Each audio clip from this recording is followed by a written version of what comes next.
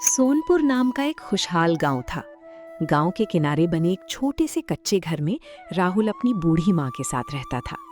दोनों की आर्थिक हालत ठीक नहीं थी, लेकिन उनके संस्कार बहुत बड़े थे।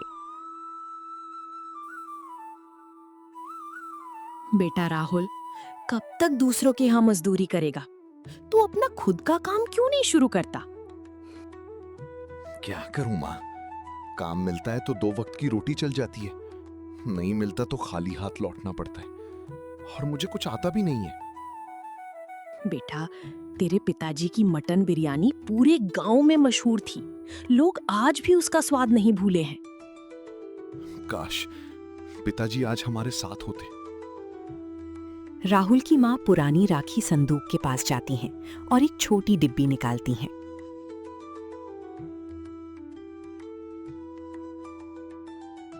ये तेरे पिताजी का बनाया हुआ खास मसाला है। इसे बनाने का तरीका सिर्फ मुझे पता है। अगर तू चाहे तो फिर से उनके नाम को जिंदा कर सकता है। लेकिन माँ, दुकान शुरू करने के लिए पैसे कहाँ से आएंगे? भगवान मेहनत करने वालों का साथ कभी नहीं छोड़ता बेटा। ठीक है माँ, मैं तुमसे वादा करता हूँ कि मैं पिताजी का नाम फिर से पूरे गांव में रोशन करूंगा। अगली सुबह राहुल अपने बचपन के दोस्त मोहन के घर पहुंचता है। अरे राहुल, इतनी सुबह? सब ठीक है ना? मोहन, मैं पिताजी की तरह बिरयानी का ठेला लगाना चाहता हूँ, लेकिन मेरे पास पैसे नहीं है। अगर थोड़ा उधार मिल जाए। मोहन बिना एक पल सोचे घर के अंदर जाता है और कुछ पैसे लेकर वापस आता है।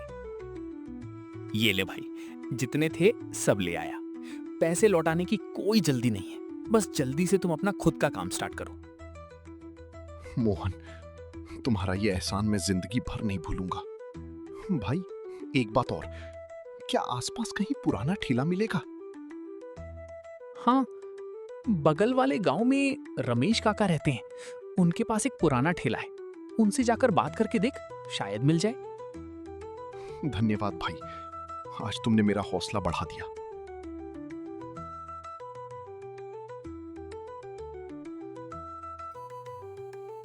हाँ बेटा, क्या काम है?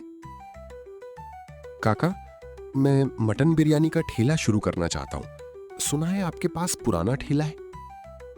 तू हरीराम का बेटा है ना? तेरे पिताजी बहुत नेक इंसान थे। जी काका। ये ले बेटा, ये ठेला अब तेरे काम आएगा। बस ईमानदारी से मेहनत करना। राहुल पैसे देकर ठेला लेकर घर लौटने लगता है। अगले दिन सुबह 4 बजे राहुल पूरे लगन से मटन बिरयानी बनाता है और कुछ देर बाद राहुल ठेला लेकर गांव के चौराहे पर पहुंच जाता है।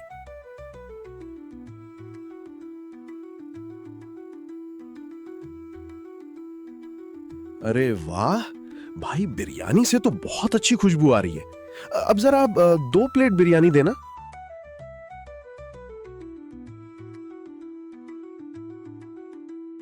राहुल, तुम्हारी बिरयानी खाकर तुम्हारे पिताजी की याद आ गई। वो भी बिल्कुल ऐसा ही स्वाद बनाते थे। अरे बिल्कुल वही स्वाद। अरे काका, ये सब पिताजी की सीख और माँ के आशीर्वाद का कमाल है। अगले दिन फिर सुबह 4 बजे राहुल पूरी लगन से बिरयानी बनाता है और वो सीक्रेट मसाला डालकर तैयार करता है।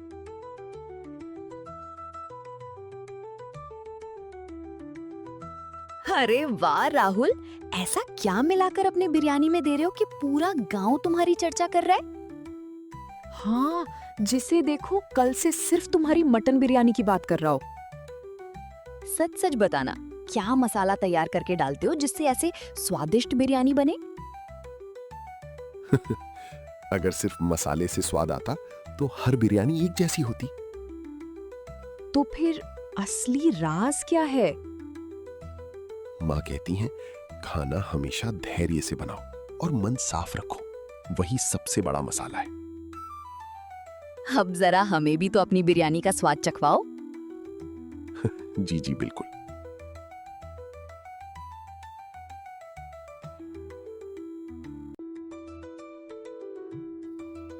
शाम होते ही राहुल ठेला लेकर घर लौट रहा था। तभी रास्ते में उसे पैसे से भरा बैग मिला। वो सीधे गांव की मुखिया के पास वो बैग लेकर गया। अरे राहुल, इस समय तुम यहाँ कैसे? मुखिया जी, ये रास्ते में मिला है। जिसके भी पैसे हैं उसे वापस मिल जाने चाहिए। आज भी गांव में तेरे जैसे ईमानदार लोग हैं, ये देखकर खुशी हुई। अगले दिन बैग का मालिक मुखिया से बैग लेकर राहुल की दुकान पर पहुंचता है। बेटा, उस बैग में मेरे बेटे की शादी के पैसे थे। अगर वो नहीं मिलते तो मैं बर्बाद हो जाता। अच्छा हुआ आपको मिल गए। तुमने पैसे गिने भी नहीं? जो चीज मेरी नहीं थी उसे देखने का भी मेरा हक नहीं था। अब समझ आया। तुम्हारी बिरयानी का असली राज मसाला नहीं, तुम्हारी ईमानदारी है। ईमानदारी चली जाए तो स्वाद भी ज्यादा दिन नहीं टिकता। अगले रविवार मेरे बेटे की शादी है। लगभग 500 मेहमान आएंगे और मैं चाहता हूं कि सारे मेहमान के लिए मटन बिरयानी तुम ही बनाओ। मैं? लेकिन इतना बड़ा ऑर्डर मैंने पहले कभी नहीं किया। मुझे तुम्हारे अनुभव से ज्यादा तुम्हारी नीयत पर भरोसा है। ये लो 10,000 रुपए एडवांस और बाकी के पैसे समय पर मिल जाएंगे। मैं वादा करता हूं आपको शिकायत का एक भी मौका नहीं दूंगा। लोग राहुल की बिरयानी में सीक्रेट मसाला ढूंढते रहे, लेकिन उसका असली राज उसकी मेहनत, उसकी माँ की सीख और उसकी ईमानदारी थी।